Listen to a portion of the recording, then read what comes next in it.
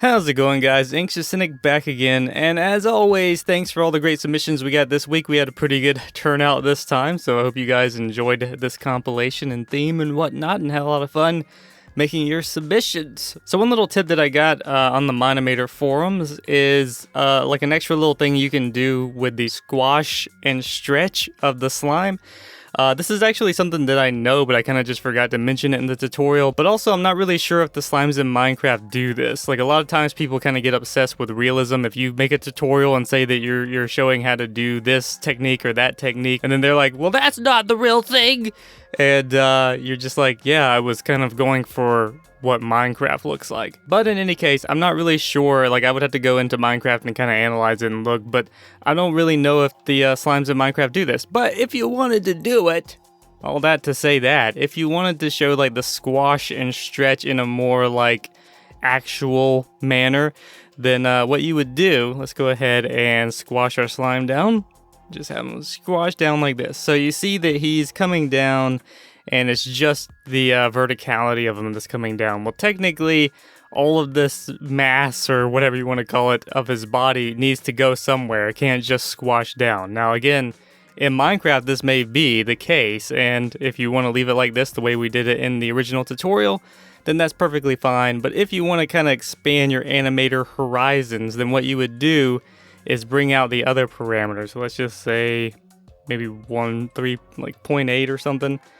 So you do like that, so that way when he squashes, it comes out a little bit. So let's just move this out real quick and bring this back up to 3 and just zero all these back out. So then what you get then is when he stretches or squashes down, you actually get more of a squash effect. And I didn't create another keyframe for some reason.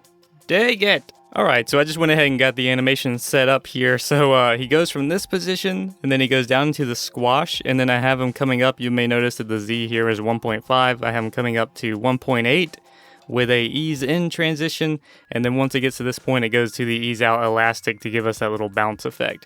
But the point of this is he comes down, and as you can see, it stretches out on the X and the Y as well. That gives you that more squash stretch animation. So let's see what this looks like.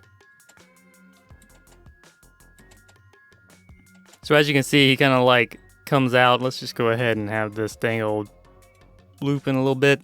So he comes out and stretches outward a little bit as he comes down. Now again, I don't remember whether or not this is how it's done in Minecraft or not, but it's a little technique you can use to add it to your toolbox and create a little bit more realistic animation if that's what you're going for. So there you go. I hope that little tip was helpful there, and let's just leave him sitting there doing that over and over, I guess. No, stop it. So anyway, I hope that was helpful, guys. Once again, thanks for all the submissions we got this week. So if you're new here and you want to submit to the compilation, feel free to check out the official rules video in the description. Otherwise, if you like this video, feel free to hit that like button, comment, and subscribe to become a citizen today.